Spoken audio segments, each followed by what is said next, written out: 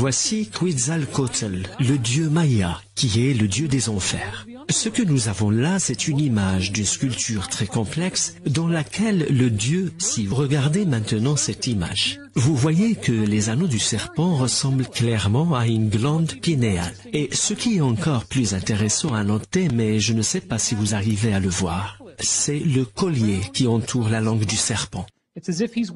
C'est comme si le dieu portait un collier dont plusieurs parties semblent représenter des pommes de pin parcourues par des vagues énergétiques. Le symbole de la glande pinéale, une pomme de pin au bout de son sceptre.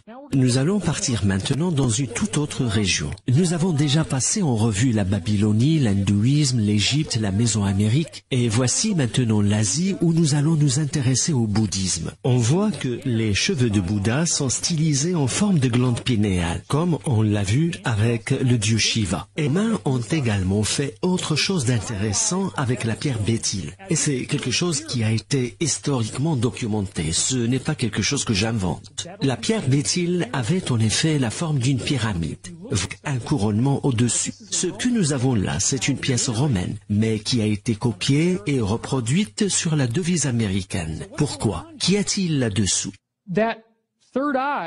Ce troisième œil tout en haut de la pyramide pourrait bien être le troisième œil du cerveau, la glande pinéale quand elle s'ouvre. Y a-t-il un message caché sous ce symbole? Nous en parlerons tout à l'heure.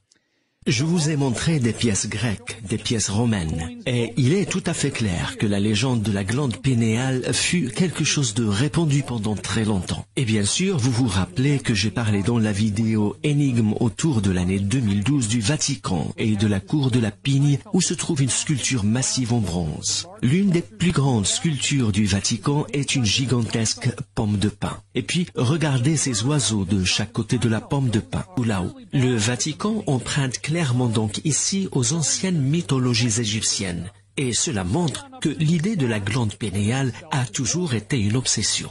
Même la férule pontificale que tient le pape dans la main. On distingue dessus sans aucune ambiguïté possible une pomme de pin située juste au-dessus de la partie où il place sa main. Et on voit que Jésus est sur un arbre. Cet arbre, c'est l'arbre du monde. Ce champ de conscience dont nous faisons tous partie. Et toutes les branches de l'arbre connectent tous les esprits ensemble et nous connectent, nous, à l'univers. Cette légende de la glande pinéale est connue donc dans le monde entier. Elle est présente dans toutes les religions et toutes les traditions. Mais comment fonctionne la glande pinéale à l'intérieur du cerveau? Il faut d'abord savoir qu'il ne s'agit pas simplement d'un bout de chair. La glande pinéale